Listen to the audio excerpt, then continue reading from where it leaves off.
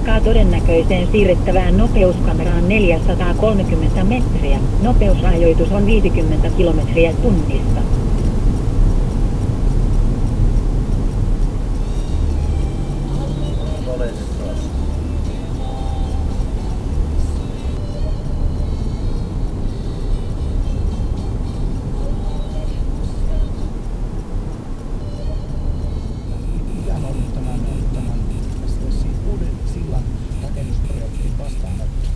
No siis täytyy sanoa, että ainakin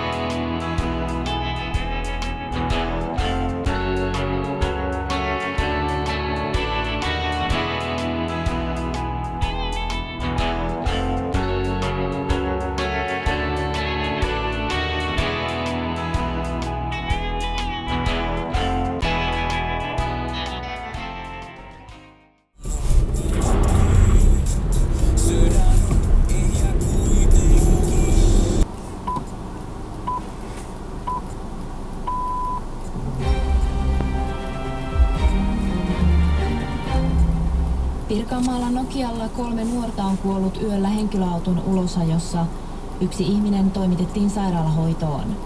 Sisä-Suomen poliisin mukaan Porin suunnasta tullut henkilö... Niissä on tosi paljon ihmisiä elinkaaren päässä ja tällaisilla terminaalissa